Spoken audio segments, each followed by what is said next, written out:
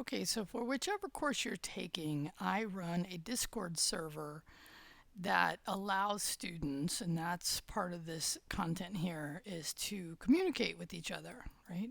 Now, that could include me, but it's not primarily the way you communicate with me. But imagine you're working late at night, right? And you have a question about something, and you know I'm not available because I've already told you I'm an early morning, off in earlier part of the evening than most of you most likely.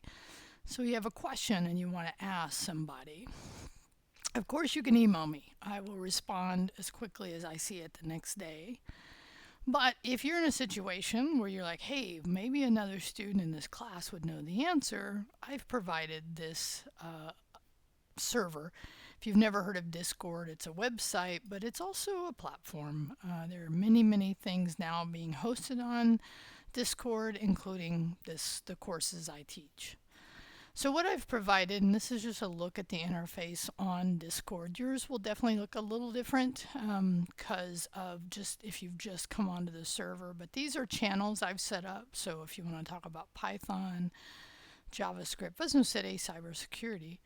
And then I have the course specific channels, right? So if you have a question about JavaScript or Introduction to Web or HTML and CSS. So that's actually a course taught by Rick Gomez. And so you can ask those questions here. And then databases.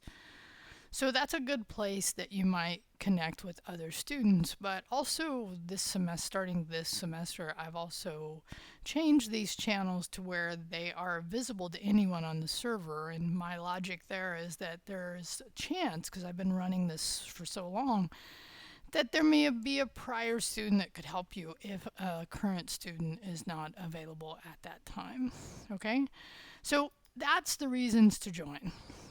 And it's just a great way to build community. And I've noticed that some students, especially in some of these classes that I'm teaching, are a little hesitant sometimes to ask questions. So that is in and of itself a good skill to cultivate in yourself. Okay, being able, and remember, this is all the classes I teach are beginning classes, so no one should ever feel they're going to be talked down to or said things that, like, how could you not know that? That's not the intent. So one of the things I have for the server is a code of conduct.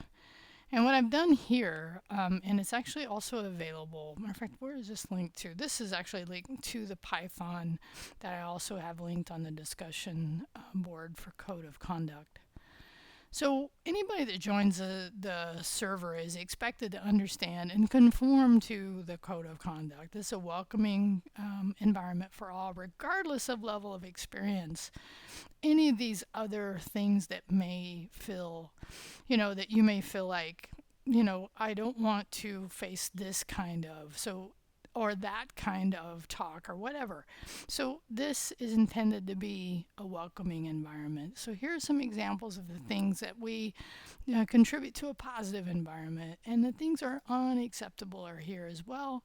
And so what this is Python has a great community. So I've adopted their community code of conduct as the one for the server. Okay, that is also listed up in the code of conduct. If you ever have a question, if somebody ever says something to you that you feel is not in line with that, please reach out. Okay, so that is, I've given you a link here to join. I've talked about, and this is the thing I'd probably want you to really understand is, like, this is meant for student to student. If I happen to see it and can answer it, I will, but it's not intended for a you and me discussion. You and I should say that. You and I, the thing you want to do if you want to ask me is use the Canvas inbox. Don't use Discord, okay? And don't, there's always a temptation sometimes with students to actually at me, and try to resist that as well, because if you're doing that, somebody else may think, well, they want Rio to answer it, and even if they knew the answer, they may not. So resist, if you can, the temptation to do that.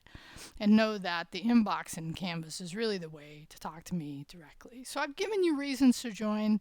You can do it on your desktop, on the mobile phone. I have it available on both as well. And it talks a little about what Discord is and the invite link. Okay, it's not required. It is suggested based on your particular comfort level. And just to understand how it works in this course and things that reasons you may benefit from joining. All right, talk to you later.